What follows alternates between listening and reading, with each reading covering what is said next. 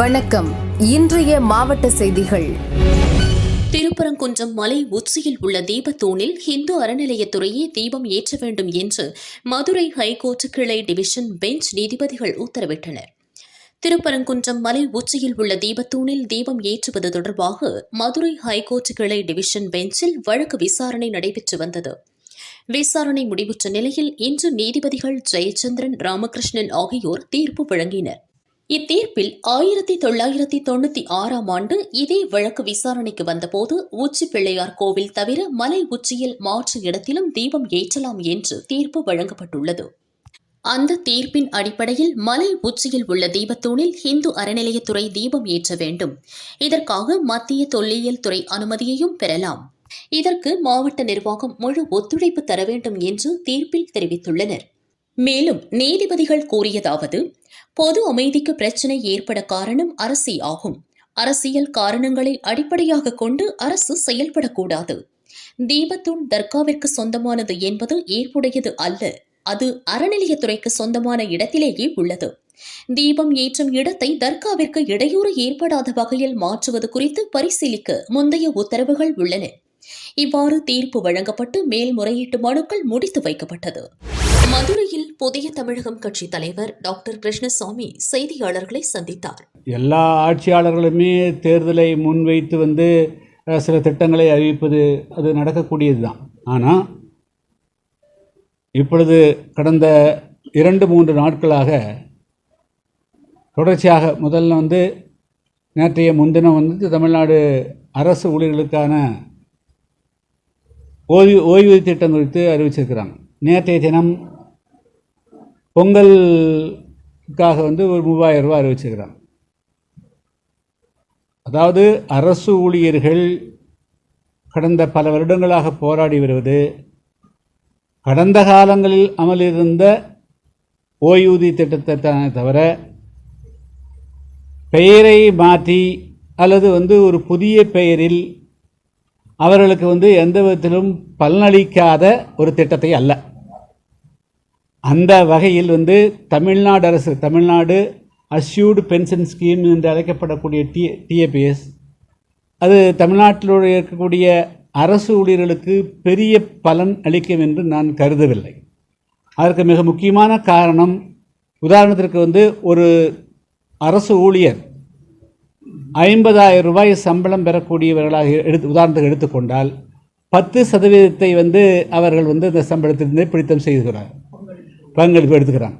30 வருஷம் அவருடைய சம்பளத்தில் பிடிச்சிட்டு கடைசியில் அதுக்கு கணக்கு போட்டு கொடுக்கறது, இதுக்கு பேர் என்னவா இருக்க முடியும்?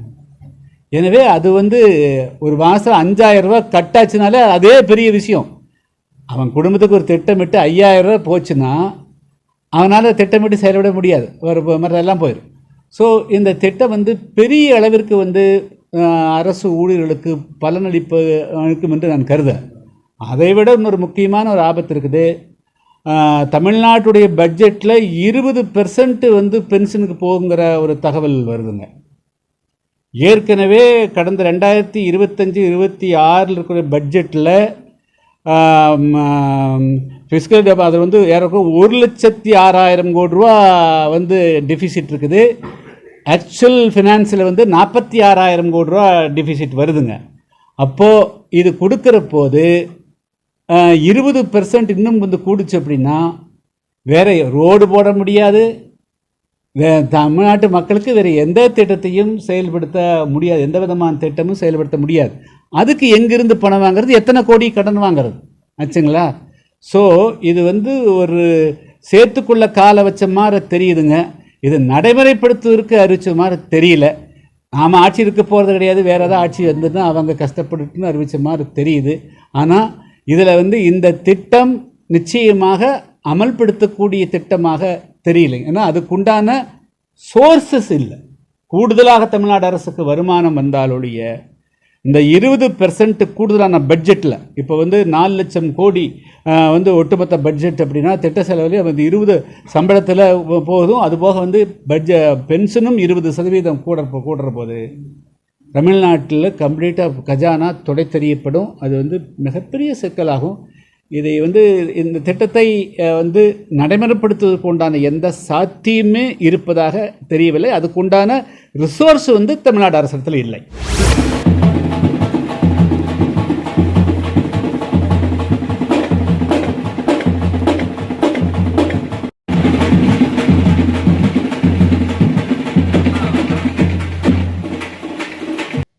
நாமக்கல் ராசிபுரம் குருசாமி பாளையம் பகுதியைச் சேர்ந்தவர் கௌரி சங்கர் பவானி தம்பதி.